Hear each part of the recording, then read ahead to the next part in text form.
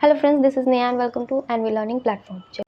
चलिए तो क्या बोलते हैं, मॉडर्न पीरियोडिक टेबल तक हमने कंप्लीट कर लिया था। ठीक है, अब हमें क्या करना है, हमें पढ़ना है nomenclature of elements with atomic number greater than 100। मतलब बोला जा रहा है कि 100 से नीचे तक का पीरियोडिक नंबर आप निकालती, जो अगर उसका नंबर एटॉमिक नंबर है तो उसको तो आप निकाल ही लोगे, उसका तो दिया ही होता है तो उसको याद कर लोगे।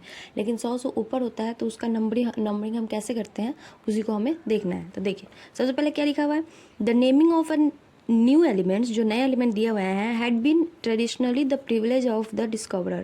बोला जा रहा है कि जैसे पहला 100 से ऊपर का जितना भी एलिमेंट्स था उसको जब डिस्कवर किया गया था उसके आधार पर उसका नाम दिखा गया था। ठीक है, उसके बाद क्या, and the suggested name was rectified by IUPAC। और उसके बाद क्या किया जाता था, जैसे जैसे उसको डिस्कवर किया गया उसके नाम के अकॉर्डिंग था, और उसके बाद उसको IUPAC ने भी उसको प्रमाणित कर दी थी कि हाँ उसी नाम से बुलाया जाएगा। In recent year this has led some controversy. लेकिन अभी फ़िलहाल कुछ साल में इसमें क्या किया गया, कुछ कंट्रोवर्सी की गई। मतलब इसके नाम में कुछ उस मतलब कंट्रोवर्सी होता है ना, कि उनको पता नहीं, मतलब अजीब तरीके से कुछ दोनों में सेम आ गई होगी या डिफरेंस आ गई होगी, कि एक ही साइंटिस्ट ने दो सर्च कर दिए होंगे तो दोनों को एक ही नाम से डिस्कवर के नाम से कर दिया होगा, तो उस समय प्रॉब्लम हो गई।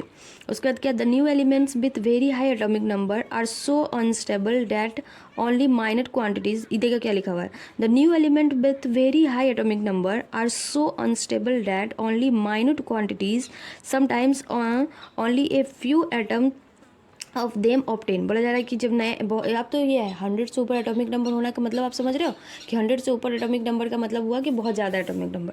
तो बहुत ज़्यादा एटॉमिक नंबर हो गई तो उसके ऊपर से क्या हुआ कि एटॉमिक नंबर के अकॉर्डिंग एटम्स को निकालना बहुत अनस्टेबल हो गया। मतलब वो एटम्स और पहले से ही अपने आप में ही अनस्टेबल थे, तो उसके वजह से क्या हुआ कि उसमें बहुत सारी उसकी क्वालिटीज़ पच नहीं रही थी, उसकी क्वालिटीज़ में कुछ प्रॉब्लम्स, मतलब क्वालिटीज़ के अकॉर्डिंग उसके नाम उसमें प्रॉब्लम हो रही थी। उसके बाद क्या, some time only a few atoms of them obtain. उसमें से क्या है, जितना भी नाम ले रहे थे उसमें से कुछ ही एटम्स क्या है ऑप्टेन हो रहे थे, बाकी सब पता नहीं चल रहा था। Their synthesis and characterization therefore required highly, देखो आगे लिखा हुआ है, हाईली सोफिस्टिकेटेड। बोला जा रहा है इसकी सिंथेसिस को और इसकी रिक्वायरमेंट जो थी वो हाईली सोफिस्टिकेटेड हो गई।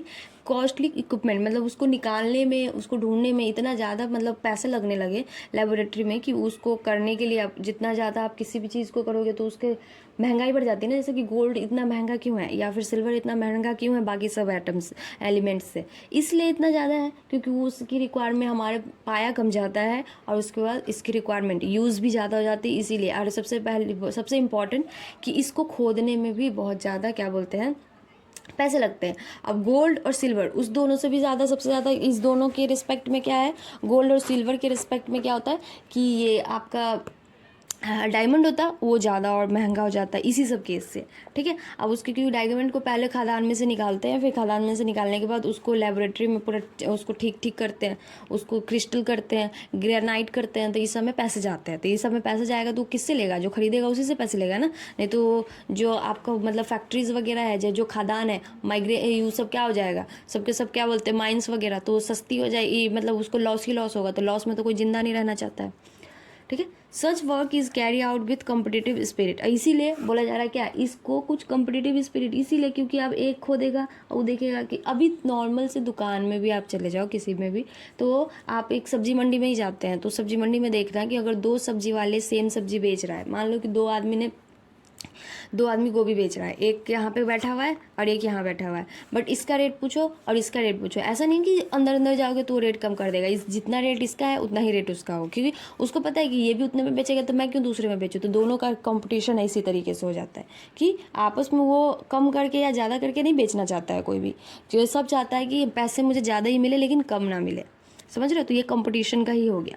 ओनली ये सम लेबोरेटरी इन द वर्ल्ड। अब इसमें भी है, इसलिए स्पिरिट कॉम्पिटिटिव है क्योंकि इसमें भी बहुत कम लेबोरेटरी है जहाँ पे मतलब ये सब पाए जाते हैं और यहाँ पे इसकी इससे एक एलिमेंट्स वगैरह को बनाया जाता है या फिर अच्छे से प्योरीफाइड किया जाता है। Scientist before collecting the reliable data on the new elements at time get tempted to claim for its discovery. For example both American and Soviet scientist claim credit for discovering 104 element. बोला जा रहा है कि आप देखो क्या होता है कि एक ही साइंटिस्ट ने तो इसको नहीं ढूंढा ना, बहुत सारे एक बार में ही सब कुछ को ढूंढने के लिए क्या करते हैं, बहुत सब लोग लगे रहते हैं। तो वो एक ही, यही सही एग्जाम्पल आया कि एक ही 104 का एलिमेंट था, उस एलिमेंट को क्या किया, अमेरिका ने भी ढूंढा और सोवियत साइंटिस्ट ने भी ढूंढा, दोनों ने ढूंढा। अब क्या हुआ, अमेरिकन नेम, अब अमेरिका ने ढूंढा तो उन्होंने भी कुछ नाम रख दिया होगा, और सोवियत ने ढूंढा, सोवियत ने भी कुछ नाम रख दिया होगा।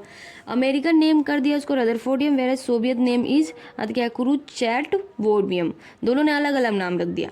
टू अवॉइड सच प्रॉब्लम, अब इस प्रॉब्लम को निकालने के लिए कि अब ये तो अलग अलग, एक तरीके से ये तो रीजनल नेम हो गई ना, कि अमेरिका वालों ने अब उसको रदरफोर्डियम बोल दिया और क्या सोवियत वाले ने इसको दूसरा नाम बोल दिया। अब ये जैसे कि तो हमारी रीजनल लैंग्वेज, जैसे कि आप छोटा सा बच्चा है आपके घर में, उस बच्चों को आपके नाना कुछ और बुलाते हैं, आप कुछ और बुलाते हो, आपकी मम्मी कुछ और बुलाती है। तो एक छोटा भाई हो गया, तो छोटे भाई को आपकी मम्मी बेटा बुलाएगी, चाहे एक मम्मी कुछ और नाम रख देती, पापा कुछ और कुछ और कुछ और, लेकिन उसका एक तो नामकरण होता है ना, कि पंडित जी को बुला के जब उसका नेम वाला डेट आता है तो उस डेट पे आप उसको नामकरण बोलते हो, जो उसका सर्टिफाइड नेम है उसी नेम से आप बचपन में भले ही उसको कुछ भी बुला लो, ABCDEFG कुछ भी बुला लो, लेकिन जब उसका एडमिशन होगा, चाहे जब उसको बाहर के लोग आते होंगे, तो उस बाहर के लोग का क्या बोलते होगा, बाहर के लोग थोड़ी ना, आपकी मम्मी उसको बाबू बुलाती है तो बाहर के लोग बाबू थोड़ी ना बुलाएंगे, बाहर के लोग क्या बुलाएंगे उसको, जो उसका नाम है, जो उसको नेम दोगे वही नाम बुलाएगा। तो यही बोला जा रहा है। तो ये इतने सारे नेम, अगर पता चलेगा एक कोई नया आदमी आ गया आपके घर में और छोटा सा बच्चा है, उसकी मम्मी आपको, आपकी मम्मी उसको बाबू बुला रही है, आपके पापा उसको बेटा बुला रहे हैं, चाहे कुछ भी नाम, टिल्लू विल्लू कुछ भी बोल दो, अभी के ज़माने में तो कुछ भी नाम रख देते हैं बच्चों का, तो रख देते हैं। अब वो सामने वाला आएगा वो कन्फ्यूज हो जाएगा, बोलेगा इसको टिल्लू बुलाऊँ, बाबू बुलाऊँ, बेटा बुलाऊँ, क्या बुलाऊँ, तो वो सबसे बेस्ट है, उसको वो नाम बुलाएगा जो नाम आपने उसको रखा है, तो उसी के लिए नामकरण वाला नाम। तो यही है, इस सब को, इतना प्रॉब्लम्स को अवॉइड करने के लिए IUPAC जो होते हैं वो एक नाम रिकमेंडेट करते हैं, मतलब एक नाम देते हैं जिसी नाम से पूरे एलिमेंट्स को जाना जाता है। समझ गए?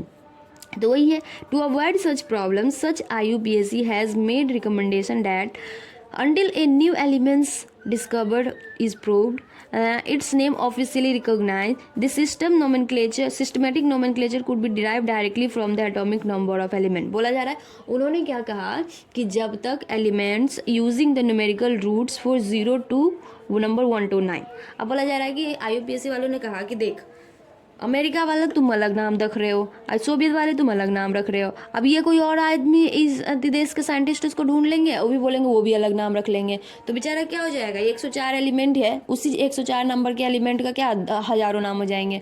तो उन्होंने बोला कि देखो इतना इस चक्कर को हटाओ, और उन्होंने एक ये कर दी कि इतना ज़्यादा कन्फ्यूजन को ख़त्म करने के लिए उन्होंने सबसे बेस्ट एक अभी तक के लिए एक बेस्ट उपाय बताया कि जैसे जैसे एलिमेंट डिस्कवर्ड होंगे उसके आधार पर उसका नाम दिया जाएगा। जैसे 105, 106, 107 ऐसे ऐसे जैसे डिस्कवर किया जाएगा वैसे वैसे उसका नाम दिया जाएगा। और उसमें कैसे दिया जाएगा कि एक रूट नंबर 0 को कुछ और 0 का नाम दिया जाएगा, 1 को बोला जाएगा, 2 बोला जाएगा, 3 बोला जाएगा, 4, 5, 6, 7, 8, 9, तो यही नंबर है, वही नंबर के अकॉर्डिंग उसका नेमिंग किया जाएगा। जैसे इस नाम इसमें फिगर में दिया हुआ है, देखिए इसमें उन्होंने क्या बोला कि देखो, हाँ यहाँ पे देख लीजिए, इसमें थोड़ी सी प्रॉब्लम हो रही है, हाँ आई थिंक आपको अब दिखेगा। देखिए क्या है ये 0 को उन्होंने क्या बोला, नील का मतलब होता है साफ, ठीक है, 0 को नील से डिनोट किया उन्होंने। एब्रेशन बोलने के लिए 1 को अन बोला, अन को यू से डिनोट करा, और फिर उसके बाद है बाई मतलब 2, tri 3, quad 4, pent 5, hex 6, sept 7, oct और इन। ये बेसिकली वही नाम बोला जो आप मतलब मैथ्स में भी 1 को बाई मतलब 2, ट्राई मतलब 3, ये सब पढ़ते ही हो, तो उसी के अकॉर्डिंग नाम दिया, जो इतना ये इजी लैंग्वेज में दिया कि ताकि सबको समझ आ जाए, ठीक है। और उसके अकॉर्डिंग ही क्या किया उन्होंने, एबरेशन भी दिया कि जैसे कि आप शॉर्ट फॉर्म लिखेंगे ना, तो शॉर्ट फॉर्म में 0 जहाँ पे लिखा रहेगा, 104 है तो 104 को कैसे नाम लेंगे, तो 104 है तो उसका 1 के लिए क्या लेंगे अन, 0 के लिए नील, और फिर उसके 4 क्या है आपका क्वाड 4, तो अननील क्वाडियम ऐसे कुछ करके नाम देंगे उसका, समझ गया। तो उसी के अकॉर्डिंग बोला, यही फिगर में दिखाया हुआ है। अब इसी का नोमेनक्लेचर यहाँ पे देखो, यही पूरा टेबल में आपको यहाँ पे दिया हुआ है। जैसे कि 101 तो अननील अनियम, अन का मतलब हो गया आपका 1, नील का मतलब 0, अन का मतलब फिर हो गया 1, ठीक है। अब 1 और लास्ट में IUM लगाना है, तो अननील अनियम या फिर अननील बाइयम, अननील ट्राइयम, अननील क्वाडियम, अननील पेंटियम, अननील हेक्सियम, अननील सेप्टियम, अननील ऑक्टियम, अननील नेनियम, अन। अब देखो ये 110 है, तो 110 मतलब 1 1 और फिर 0, तो अन नीलियम, ठीक है, अन नीलियम, फिर अन अनियम, ठीक है, अन बाइयम, अन ट्राइयम, अन क्वाडियम, उसके बाद पेंटियम, हेक्सियम, सेप्टियम, ऑक्टियम। समझिए। और इसका ये जो सिंबल जैसे है अन के लिए 1 के लिए यू, फिर उसके 0 के लिए एन, और फिर 1 के लिए यू, तो UNU। ये हो गया आपका जब तक के लिए दिया था। लेकिन ऑफिशियली क्या हुआ, लास्ट में कुछ मतलब टाइम बाद उन्होंने उसका नेमिंग भी रख दिया। उस नेमिंग को, जैसे कि यहाँ पे नेमिंग दिया हुआ है, ये 101 मतलब 101 को हम बोलते हैं मेंडेलिवियम बोलते हैं, 102 को बोलते हैं नोवेलियम, 103 को लोरेंसियम। ये वाला अभी आपको याद करने की ज़रूरत है, ये वाला जो है, क्योंकि ये कुछ सालों से मीन्स 3-4 सालों से पूछा जाता है। अब पूछा जाता है तो आपको ये ऑफिशियल नेम जो है, ऑफिशियल नेम ही पूछा जाता है, इसलिए आपको ये ऑफिशियल नेम याद करने की ज़रूरत है। आपको ये official name mendelevium, nobelium, lawrencium, rutherfordium, dubnium, seaborgium, bohrium और उसके हेल्सियम, नेरियम, ये सब याद करने की ज़रूरत है। ये आपको याद करके याद दिमाग में बिठा लो, याद करना पड़ेगा आपको, ठीक है। चलिए समझ आ गया, चलो आगे बढ़े। चलिए आगे देखो क्या लिखा हुआ है। 10 the new elements first get temporary name, वही जो हमने अन वाला दिया। और उसके बाद भी symbol consisting of 3 letter, letter permanent name and symbol is given to vote IUPAC representative from each country, यही जो है। और उसके बाद क्या है, the permanent name might reflect the country और स्टेट ऑफ द कंट्री। बोला जा रहा है जो परमानेंट, जैसे मेंडेलिवियम हो गया, बोर्जियम हो गया, ये सब क्या है, डुब्नियम है, ये सब हो सकता है उसके कंट्री के नाम पे दिया हो, या फिर वो साइंटिस्ट जिस स्टेट के थे उस स्टेट के नाम पे दिया था, ठीक है। और pay tribute to the notable scientist, या फिर उस साइंटिस्ट के नाम, जैसे मेंडेलिवियम लिखा हुआ है तो मेंडलीव ने इसको डिस्कवर किया होगा इसी नाम से, ठीक है। As now element with atomic number 118 has been discovered, official name of all element had been announced by IUPAC, जो मैंने अभी बताया मेंडेलिवियम वाला। तो ये सब अभी प्रेजेंट वाले में है, ये वाला प्रेजेंट वाले में है कि आपको साइंटिस्ट के नेम से, या फिर साइंटिस्ट जिस देश के थे उस देश से, और उस देश में भी जिस स्टेट के थे उस स्टेट के नाम पे दिया गया था। जैसे एक क्वेश्चन है, व्हाट वुड बी द, आइए देखो क्या लिखा, what would be the IUPAC name and symbol of element with atomic number 104। अब 104 है, 104 तो डिस्कवर नहीं हुई है, लेकिन उसको उस वाले, और जो नॉर्मल बेसिक बोला गया था कि 0 से लेकर 0 और 1 से लेकर 9 तक, उस नेम से तो बना सकते हो ना। 1 के लिए अन यूज़ करते हैं, और उसके 2 के लिए बाई यूज़ करते हैं, और 0 के लिए नील यूज़ करते हैं। तो इसका नाम कैसे यूज़ कर सकते हो, सीधे लिख सकते हो अन बाई नीलियम यूज़ कर सकते हैं। हाँ देखो यही लिखा होगा अन बाई नीलियम, वैसे आप बना सकते हो, लेकिन ये वाला है ऐसा। लेकिन ये 118 तक का एलिमेंट का अब नाम भी दिया गया है, तो 101 से लेकर 118 तक के एलिमेंट का नाम दिया हुआ, वो नेम आपको याद करनी पड़ेगी। समझ गए। चलिए अब है कुछ electronic configuration of element and the periodic table. Periodic table में इलेक्ट्रॉनिक कॉन्फ़िगरेशन कैसे करते हैं वो देखना है, ठीक है। सबसे पहले देखिए, चलिए अब देखते हैं। अब क्या है नीचे हमारा electronic configuration of elements and the periodic table. बोला जा रहा है कि एलिमेंट्स का इलेक्ट्रॉनिक कॉन्फ़िगरेशन क्या होता है उसको देखना है, पूरा पीरियोडिक टेबल टोटल हम देखेंगे। क्या देखो, in the proceeding unit we have to learn that an electron is an atom is characterized by the set of 4 quantum number. बोला जा रहा है इसका कि इलेक्ट्रॉन का जो ये है, जो कि करेक्टराइज किया जाता है 4 क्वांटम नंबर। क्वांटम नंबर जो है n, जिसको डिनोट करते हैं, उसी से उसका पूरा का पूरा कितना इलेक्ट्रॉन कितना फिक्स होएगा, कितना इलेक्ट्रॉन उसमें आएगा, वो पूरा का पूरा क्वांटम नंबर पे डिस्क्राइब है, मतलब बेसिस है। और उसी को हम बोलते हैं, इसको बाद में हम मेन एनर्जी के फॉर्म में करते हैं, लेवल किया गया, उसको सेल बोला गया, ठीक है। जैसे होता है सेल, सब सेल, ऑर्बिटल, यही सब पढ़ना है अब हमें। We have also studied about the filling of electron into different subcell। अब बोला जा रहा है इसके बाद हमने कि इसमें अब एक तो सेल हो गई, सेल के बाद उसमें भी एक सेल नहीं होता, बहुत सारे सेल्स होते हैं, उसमें कैसे कैसे इलेक्ट्रॉन का फिलिंग होता है, इस सब के बारे में हम क्या करेंगे यहाँ पे पढ़ेंगे, ठीक है। और डिफरेंट सबसेल उसको हम ऑर्बिटल बोलते हैं, जैसे SPDF। आगे भी है लेकिन अभी आप 4 ही पढ़ो, SPDF तक की ही आप पढ़ लोगे तो आपका कंप्लीट हो जाएगा, ठीक है। अब जैसे अब हो गया, और उसका distribution of electron into orbital of an atom इसको इलेक्ट्रॉनिक कॉन्फ़िगरेशन। अब वही इलेक्ट्रॉनिक कॉन्फ़िगरेशन क्या होता है कि इलेक्ट्रॉन का डिस्ट्रीब्यूशन, ठीक है, इलेक्ट्रॉन का डिस्ट्रीब्यूशन इनटू ऑर्बिटल, जो SPDF ऑर्बिटल में है उसमें कैसे इलेक्ट्रॉन का डिस्ट्रीब्यूशन होता है, तो वो पूरा जिसको करते हैं, मतलब जिस प्रोसेस से करते हैं और जैसे करते हैं तो उसको बोलते हैं क्या, इलेक्ट्रॉनिक कॉन्फ़िगरेशन के तहत आता है। An electrons location in the periodic table reflect the quantum number of the last orbital filled. बोला जा रहा है कि जो लास्ट ऑर्बिटल जो फील्ड होगा, जैसे एसपीडीएफ में जो लास्ट इसका ऑर्बिटल फील्ड होगा उसके अकॉर्डिंग ही इसका क्या है पूरा का पूरा आप क्वांटम नंबर को बता सकते हो पीरियोडिक टेबल में, ठीक है। In this section we will observe the direct connection between an electronic configuration of element and the long term periodic table. अब इस मतलब इस सेक्शन बोला जा रहा है कि मतलब यहाँ से हम क्या पढ़ेंगे कि आप इलेक्ट्रॉनिक कॉन्फ़िगरेशन के बीच में और periodic table, long term periodic table ही पढ़ रहे हैं, मॉडर्न पीरियोडिक टेबल है उसको ही लॉन्ग टर्म पीरियोडिक टेबल होता है, तो इस दोनों के बीच में कनेक्शन पढ़ेंगे, ठीक है। चलिए यहाँ तक समझ आ गया। देखो अब यहाँ इलेक्ट्रॉनिक कॉन्फ़िगरेशन इन पीरियड में इलेक्ट्रॉनिक कॉन्फ़िगरेशन कैसे होता है वो देखेंगे, और फिर उसके बाद देखेंगे कि इलेक्ट्रॉनिक कॉन्फ़िगरेशन जो हमारा है ग्रुप में कैसे होता है, समझ गए। चलिए देखो इसको पूरा एनसीईआरटी ना पढ़ना है अगर तो आप मेरा नोट्स भी पढ़ सकते हैं, कि ऐसा होता है ना कि एनसीईआरटी पढ़ने के बाद भी समझ नहीं आता। देखो क्या है इलेक्ट्रॉनिक कॉन्फ़िगरेशन है एलिमेंट का। देखो सबसे पहले मैंने इसका डेफिनेशन लिखा है जो आपको बेसिकली याद करनी है, बोर्ड वाले के लिए याद करनी है, क्योंकि अगर मान लो इलेक्ट्रॉनिक कॉन्फ़िगरेशन का डेफिनेशन पूछ ले तो बोर्ड वाले के लिए है, नीट वालों के लिए भी बस समझ लो। चलिए distribution of electron into orbital of an atom is called electronic configuration. समझ गए। ये मैं पढ़ा तो दोनों के लिए रही हूँ ना, बोर्ड नीट दोनों के लिए, तो दोनों के अकॉर्डिंग ही नोट्स बनाऊंगी। हाँ ठीक है। Electronic configuration in period. अब इलेक्ट्रॉनिक कॉन्फ़िगरेशन पीरियड में क्या है, the period indicate the value of n for the outermost and valence shell. बोला जा रहा है कि जैसे आपका आउटर मोस्ट में जो वैलेंस इलेक्ट्रॉनिक कॉन्फ़िगरेशन होता है n is equal to 2, n is equal to 3, n is equal to 1, तो वो जो n होता है वही n आपको क्या डिनोट करता है, वो उसका पीरियड डिनोट करता है कि उसी पीरियड में आएगा। जैसे हमने पढ़ा है ना कि हमारे पास मॉडर्न पीरियोडिक टेबल में कितने पीरियड्स होते हैं, हाँ वो 7, और ग्रुप्स कितने होते हैं वो 18, तो ये सारे इसी के अकॉर्डिंग पता चलता है, ठीक है। चलिए आगे बढ़े। The period indicate the value of n for the outermost and valence cell. वही बात है। In other word, successive period in the periodic table is associated with the filling of next higher principal energy। बोला जा रहा है level, जो principal energy level है उसके अकॉर्डिंग सक्सेस, मतलब एक n1 पहले फिल होगी, फिर n2 फिल होगी, फिर मतलब n इज इक्वल टू 1 पहले फिल होगी, n is equal to 2 x ऐसे ऐसे करके आगे फिल होगा। मतलब ऐसा नहीं है कि पहले आप n2 फिल कर दो। सक्सेसिव क्या लिखा हुआ है यहाँ पे सक्सेसिव पीरियड कहने का मतलब पहले 1 2 3 4 ऐसे लाइन से पीरियड फिल होगी। जैसे होता है ना कि पहले अगर आपने के मतलब कोई एक ऐसे वे में बना हुआ है वो कि मतलब पहला फिल होगा, फिर पहले से भर जाएगा, फिर बचेगा तो फिर सेकंड में जाएगा, फिर भर जाएगा तो बचेगा तो थर्ड में जाएगा। समझ रहे हो। अब देखिए क्या है,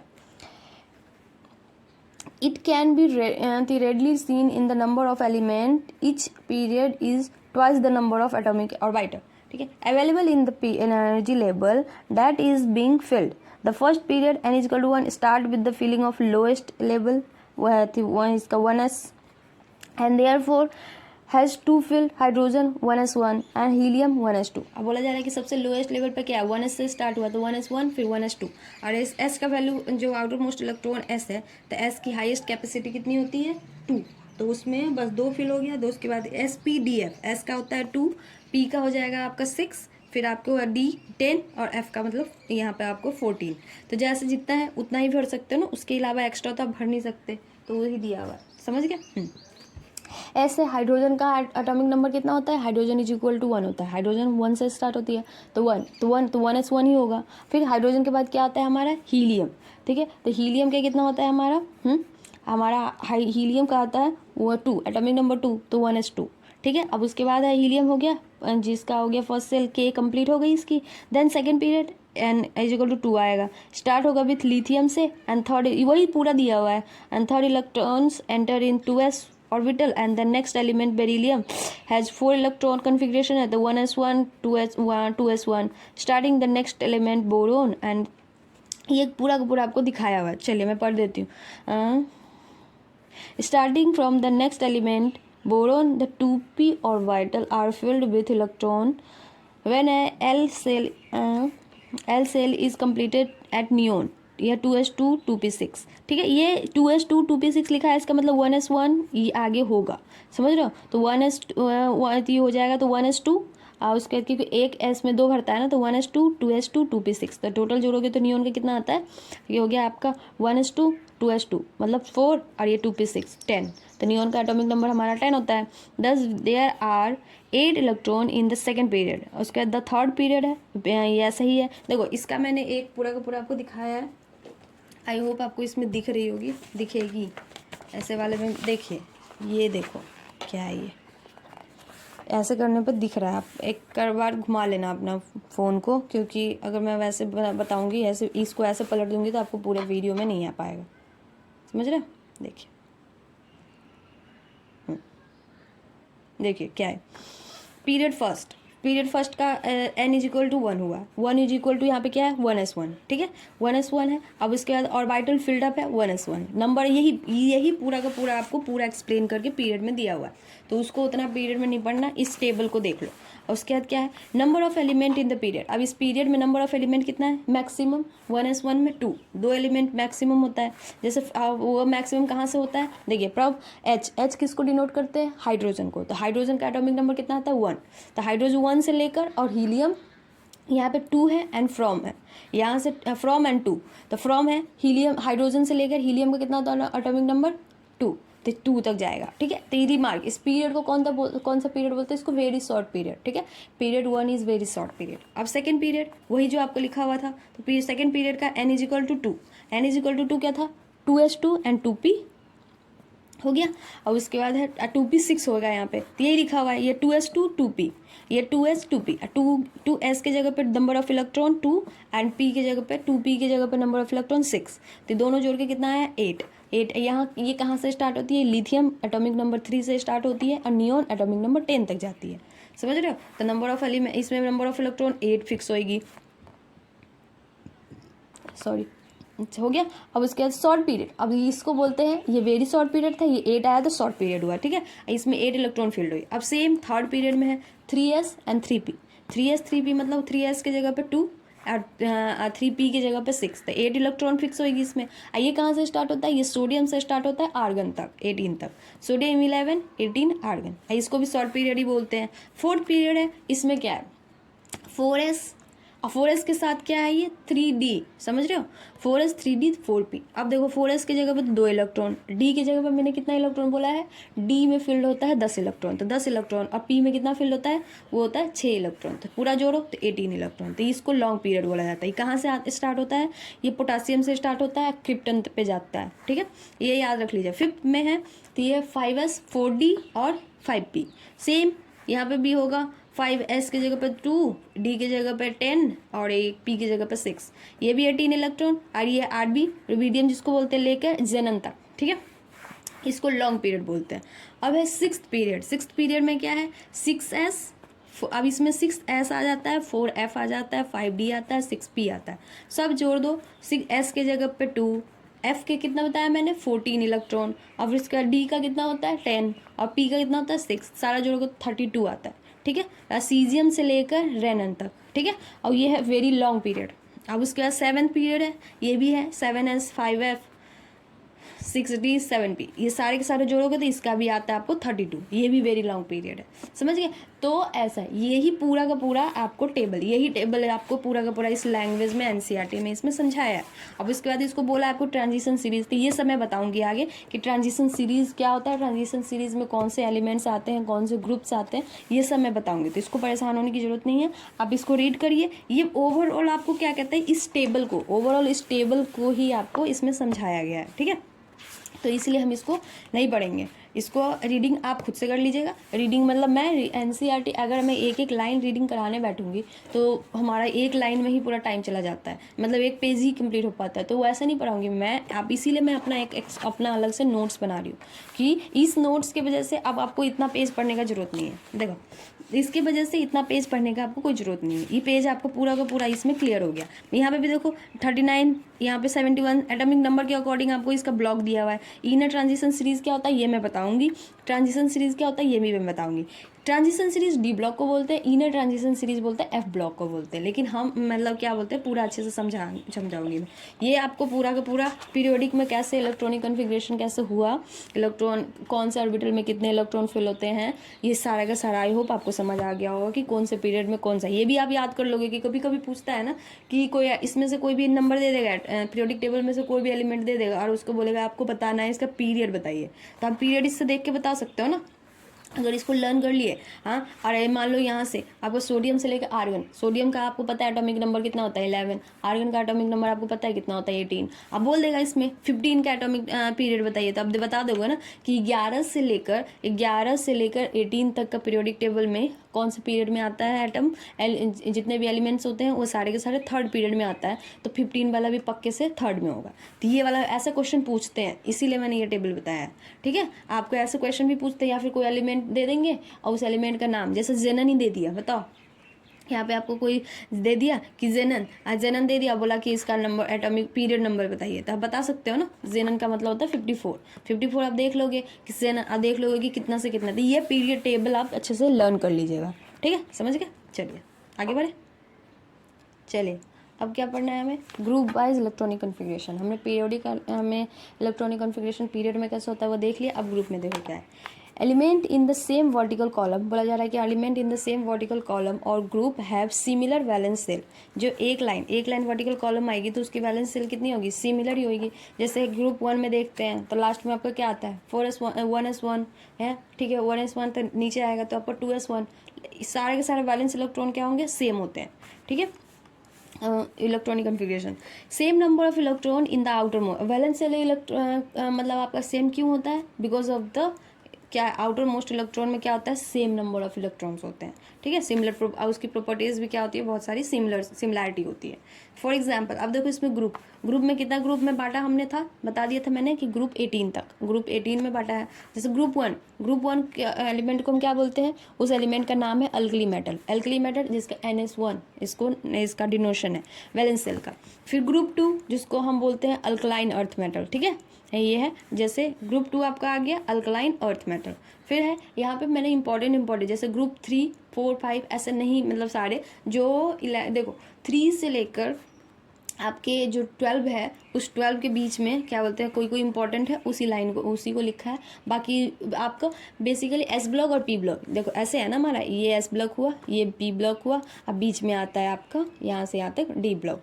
तो ये डी ब्लॉक कहाँ से स्टार्ट होती है, ग्रुप 3 से लेकर ग्रुप 12 तक, ग्रुप 12 तक होती है। तो वो सब उसमें से जो एक इम्पॉर्टेंट है जो ग्रुप 11 जिसको हम क्वाइनेज मेटल बोलते हैं, जिसमें क्वाइन फॉर्मेशन जिसका होता है, जैसे गोल्ड का, सिल्वर का, राजा महाराजा के टाइम में गोल्ड सिल्वर का, मेटल का, कॉपर का ये बनता था ना, कोइन सिक्का, हाँ वो। अब उसके ग्रुप 15 इसको पिनोकेज बोलते हैं, ठीक है, पिनोजेंस। और उसके बाद ग्रुप 16 है उसको कैल्कोजेंस बोलते हैं। ये नेमिंग है, ठीक है, ये सबको अलग अलग करके ग्रुपिंग, हम जो पूरा का पूरा एस ब्लॉक, ये क्या पी ब्लॉक, डी ब्लॉक जो पढ़ेंगे चैप्टर्स उस सब में तो ये पढ़ना ही है ना।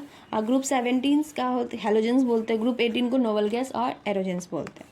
Element can be classify into 4 blocks, elements को हमने 4 ब्लॉक्स में क्लासीफाई किया है, S block, P block, D block, F block, समझ गया। एस ब्लॉक, पी ब्लॉक, नीचे डी ब्लॉक और नीचे वाला को एफ ब्लॉक बोलते हैं, ठीक है। पीरियोडिक टेबल में आपको अच्छे से समझ आ जाता है। Depending on the type of atomic orbital that are being filled with electron, वो किस बेसिस पे S block, P block, D block, F block बांटा गया है कि किस तरीके से एटॉमिक ऑर्बिटल उसका फिल्ड है, कि उसके वैलेंस सेल इलेक्ट्रॉन में कौन से ऑर्बिटल में कहाँ पे इलेक्ट्रॉन फिक्स है, उसके अकॉर्डिंग इसका पूरा का पूरा इसको क्लासीफाई किया गया है, समझ गया। चलिए अब है एस ब्लॉक, ठीक है, अब हमें पढ़ना है एस ब्लॉक। चलिए एस ब्लॉक हम क्या करेंगे अगले वाले चैप्टर मतलब लेक्चर में पढ़ेंगे। मैं छोटा ही लेक्चर दे रही हूँ ताकि आपको पढ़ने में, क्योंकि इसके साथ साथ आप नोट्स पढ़ोगे, एनसीईआरटी पढ़ोगे और प्लस क्वेश्चन करोगे तो आपको टाइम वैसा ही चला जाएगा, ठीक है। तो ज़्यादा बर्डन नहीं लेना, आधे घंटे का एक लेक्चर होएगा मैक्सिमम, ठीक है। चलिए तो एस ब्लॉक यहाँ तक आपको क्या है, पेज नंबर मैं एनसीईआरटी में आपको दिखा भी देती हूँ कि आपको कहाँ तक पढ़ना है, कि कन्फ्यूज़ ना होना कि मैम ने कहाँ से तक करा दिया है। देखिए मैंने आपको ये पेज नंबर 82 तक करा दिया है, ठीक है, पेज नंबर 82 तक करा दिया है, 82 तक। यहाँ पे देखिए एस ब्लॉक लिखा हुआ है, तो आप एनसीईआरटी में पूरा का पूरा line by line page number 82 तक पढ़ लीजिएगा एस ब्लॉक से, एलिमेंट से पहले, ठीक है। और कोई भी प्रॉब्लम हो तो आप मुझे मैसेज कर सकते हैं, ठीक है। चलिए ओके, थैंक यू।